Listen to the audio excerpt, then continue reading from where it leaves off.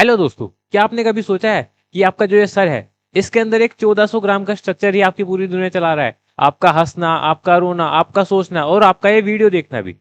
अगर फैक्ट की बात करें तो जो हमारा ह्यूमन ब्रेन है ये इतनी इलेक्ट्रिसिटी जनरेट करता है कि हम आसानी से एक एलईडी बल्ब को जला सकते हैं। और आज हम इसी अल्टीमेट सुपर कंप्यूटर यानी कि ह्यूमन ब्रेन की एनाटॉमी को समझने वाले हैं। तो चलिए वीडियो को शुरू करते हैं।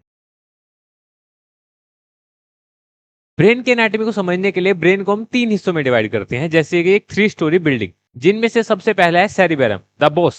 ये हमारे ब्रेन का सबसे ज्यादा बड़ा हिस्सा है जो कि 85% ऑफ द ब्रेन को कवर करता है। यहाँ पे होती है हाई लेवल थिंकिंग और बहुत सारी चीजें यहीं से कंट्रोल होती हैं, जैसे कि आपका सोचना, आपकी लैंग्वेज, आपकी मेमोरी और बहुत सारे वॉलेंट्री मूवमेंट्स को भी कंट्रोल करता है। इसके बाद दूसरा हिस्सा होता है सेरिबेलम द कोऑर्डिनेटर, जो कि हमारे ब्रेन के पिछले हिस्से में होता है, एक छोटा सा एरिया लेकिन बहुत ही ज्यादा काम का होता है। इसका सबसे इंपॉर्टेंट फंक्शन है कंट्रोल एंड कोऑर्डिनेशन का। अगर हम बिना देखे चल पाते हैं तो इसका पूरा का पूरा कंट्रोल सेरिबेलम के हाथों में होता है। तीसरा हिस्सा होता है brain stem the life support, जो कि हमारे ब्रेन को हमारे स्पाइनल कोड से कनेक्ट करके रखता है और इसका काम होता है इनवॉलंटरी एक्शंस को कंट्रोल करना, जैसे कि सांस लेना, हार्ट रेट और डाइजेशन। बेसिकली ये होता है हमारे सर्वाइवल का कंट्रोल रूम। अब अगर सेरिबेलम की बात करें तो इसे हम चार अलग अलग लोब्स में डिवाइड करते हैं। लोब्स को आप आसानी से समझिए कि सेरिबेलम को हमने चार कमरों में डिवाइड किया हुआ है और ये चारों के चारों कमरे अलग अलग टास्क परफॉर्म करते हैं। सबसे पहला लोब होता है फ्रंटल लोब, जो कि हमारे ब्रेन का सबसे आगे वाला हिस्सा होता है और इसे ही हमारी पर्सनैलिटी और डिसीजन मेकिंग का सेंटर माना जाता है। प्लानिंग करना, फोकस करना, इंपल्स कंट्रोल करना सब फ्रंटल लोब ही कंट्रोल करता है। दूसरा हिस्सा होता है पैराइटल लोब, जो कि टॉप पर पाया जाता है। इसका काम होता है सेंसेस को प्रोसेस करना, टच, टेम्परेचर, पेन, ये सब इसी का डोमेन है।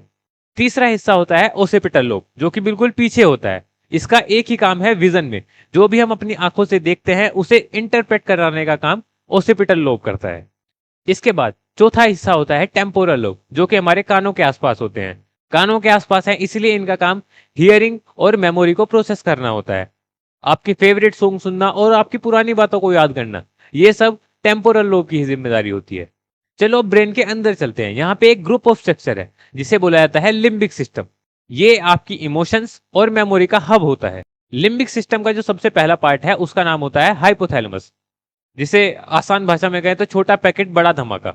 ये आपकी भूख, प्यास और बॉडी टेम्परेचर को कंट्रोल करके रखता है। इसके बाद दूसरा हिस्सा होता है एमिगडाला, जो कि आपके डर और गुस्से को कंट्रोल करके रखता है, यानी कि बेसिकली आपके इमोशंस का मेन स्विच यहीं पे होता है। तीसरा हिस्सा होता है हिप्पोकैम्पस। इसे कह सकते हैं कि नई मेमोरी को बनाने वाला या नया मेमोरी सेंटर। आप जो भी चीज देख रहे हो या जो भी चीज पढ़ रहे हो उसे याद करने के लिए जो सबसे रिस्पॉन्सिबल हिस्सा होता है उसी का नाम होता है हिप्पोकैम्पस। ये इंफॉर्मेशन को एक लॉन्ग टर्म मेमोरी में स्टोर करने का काम करता है। अगर ये डिस्टर्ब हो जाए गलती से तो हमें कुछ भी नया याद रखने में बहुत ज्यादा दिक्कत हो सकती है। हमारा ह्यूमन ब्रेन दो हिस्सों में डिवाइड किया जाता है, लेफ्ट हेमिस्फीयर और राइट हेमिस्फीयर।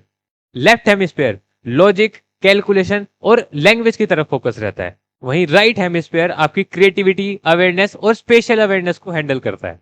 अब हमारे ब्रेन के अंदर जितना भी ये कम्युनिकेशन हो रहा है इसके लिए जो सबसे रिस्पॉन्सिबल चीज होती है उसका नाम होता है न्यूरॉन्स। न्यूरॉन्स ही हमारे ब्रेन के फंडामेंटल और फंक्शनल यूनिट होती है, जो कि केमिकल और इलेक्ट्रिकल सिग्नल के थ्रू इंफॉर्मेशन को ट्रांसफर करते हैं। हमारे ब्रेन के अंदर 86 बिलियन से ज्यादा न्यूरॉन्स होते हैं, जो कि लाखों कनेक्शन के द्वारा आपस में जुड़े रहते हैं। तो दोस्तों आपने देखा कि ये छोटा सा ऑर्गन कितना ज्यादा पावरफुल है। हर फंक्शन, हर इमोशन, हर थॉट इसकी परफेक्ट एनाटॉमी पे डिपेंड करता है।